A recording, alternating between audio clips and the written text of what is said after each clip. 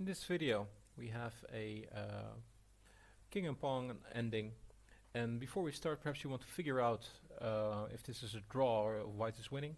This is white to move, so if you'd like to try, pause the video now, because I will now in 5 seconds continue. So in this position with white to move, it is actually quite a basic win for white, as we just need to walk up the board. So let's go through it. We play king f2.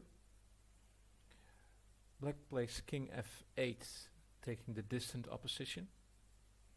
King f3, king f7. We go to e4, and black does not want us to go to the 5th rank, as we then are also very close to 6th one. So it takes the opposition. But here we instantly see the problem. We still have the pawn available to us. We can just move the pawn one up and taking the opposition that way. And then what follows is actually quite basic. We have king e7, for example. We move up, take the opposition again. King d7, an opening in f6. We jump in with the king into that opening. And this you should be fully familiar with how now to finish this off. If you're not a problem. I'll have a link in the video to a more basic king and pawn ending. Click that link and you will see how to finish these kind of positions off. Okay, so let's go back to the initial position and give black to move.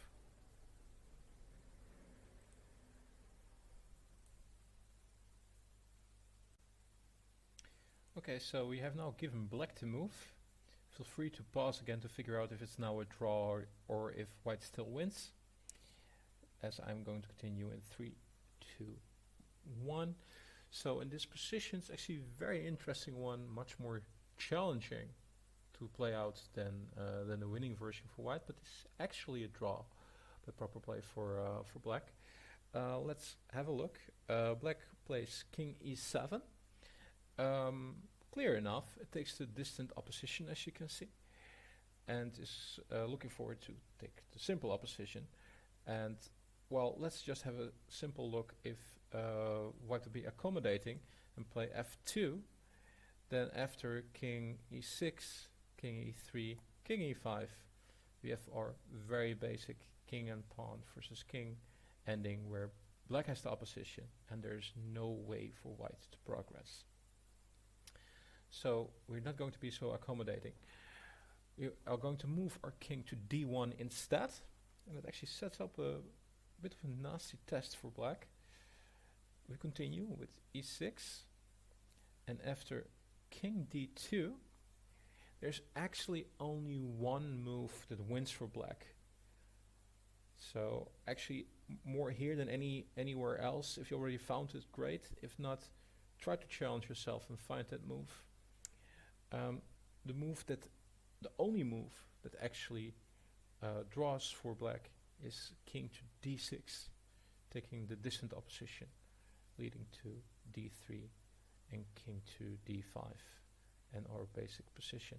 Now, why is that? Let's have a look at all the other options that black has available.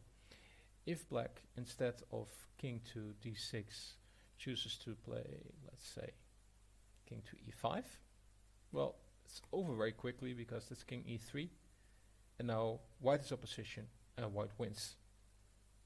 If we choose to play d5, also reasonable basic, king to d3, and after king e5, again the same position. So moving back, king to f5, king d3, taking diagonal opposition, king e5, king e3. But if you then say, aha, what if instead of king to king to f5, I play king f6? Well, you get points for noticing that after king d3, king e5, sorry, king f5, it is actually black who takes the distant opposition. But after king d4, it's simply over because white shoulders away the black king, and either will get the opposition or will move will escort the pawn forward. The only other option that black has, aside of taking the diagonal opposition, is moving the king to e5, and then there we have it again. So just to recap, in this position, king to d6 wins. All other options are, draws, draws. All the other options. So let's redo that. So in this position, only king to d6 draws, and all other options are a win for white. King d3, king d5. Okay, so far this video, I hope you found it instructive. There will come more complex examples of king and pawn endings. Also, we will be treating other endgames soon. And of course, if you're not really into endgames and you just like to look at some analysis videos, we will be uploading some of them soon as well. For now, have a nice day and hope to see you again. Bye bye.